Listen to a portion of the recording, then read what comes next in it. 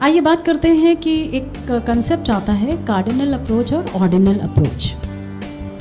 Cardinal approach और ordinal approach में जो कार्डिनल अप्रोच है उसके बेसिकली सबसे बड़े जो उसके प्रपाउंडर माने जाते हैं वो है मार्शल साहब। हम कोई भी अध्ययन करते हैं किसी भी विषय का तो उसको हम चाहते हैं कि कुछ उदाहरण के माध्यम से एक्सप्लेन करें, और उदाहरण जब हम देते हैं तो जनरली हम उसको किसी क्वांटिटी के रूप में करते हैं या कंपैरिजन के रूप में करते हैं। ये भी बात है कि हम चित्रों के माध्यम से करते हैं, डायग्राम्स के माध्यम से करते हैं, हम ऑन द स्पॉट ले जाकर उस विषय को दिखा के उसको और क्लियर करने की कोशिश करते हैं। लेकिन जब भी हम किसी कंसेप्ट को न्यूमेरिकल्स के माध्यम से, गणना के माध्यम से क्लियर करना चाहें तो उसको कार्डिनल अप्रोच कहते हैं। गणवाचक, गणना, गिनती के माध्यम से जब हम उसको एक्सप्लेन करेंगे तो उसको कार्डिनल अप्रोच करेंगे।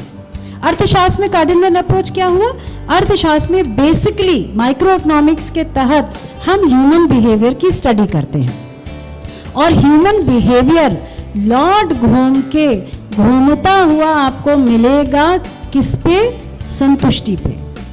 तो बेसिकली हम बात कर रहे हैं कि उसको किस प्रकार से संतुष्ट किया जाए, वो किस प्रकार से संतुष्टि प्राप्त करता है, और संतुष्टि कैसे एक्सप्लेन हो। भाई पूरी संतुष्टि मिल गई, बहुत संतुष्टि मिल गई, कम संतुष्टि मिल गई। तो जब हम उसको ये कहते हैं कि हम उसको हम नाप देते हैं किसी फिगर के माध्यम से, तो हमने क्या कहते हैं कि हमने इसको कार्डिनल अप्रोच के माध्यम से एक्सप्लेन किया।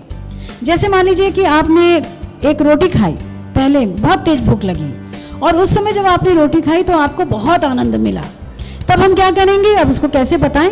तो हम कहेंगे हमने 100 के बराबर आनंद मिला। तो जैसे हमने 100 लगाया, गणना आ गई, गिनती आ गई। तो ये कौन सी अप्रोच हो गई? मार्शल की कार्डिनल अप्रोच। अगर हमने ये बताना है कि दूसरी रोटी खाई तो हमको उतना आनंद नहीं मिला क्योंकि हमारी भूख तो थोड़ी सी खत्म हो गई थी, लेकिन आनंद फिर भी है क्योंकि पूरी खत्म नहीं हुई थी। तो दूसरी रोटी से हमको कितना मिला? 80 के बराबर।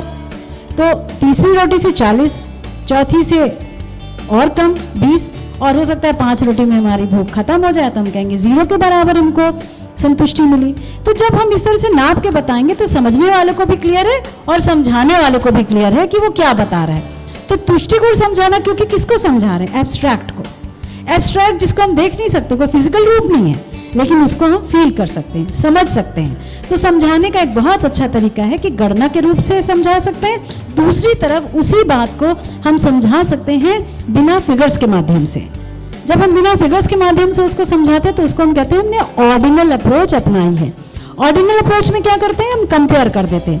पहले तो बहुत भूख लगी थी, बाद में कम भूख लगी है, फिगर्स का इस्तेमाल नहीं हुआ, बात हम वही कर रहे हैं। पहले तो हमको इतनी भूख लगी थी, फिर भूख कम होते होते 0 पे आगे बिल्कुल हमारी खत्म हो गई।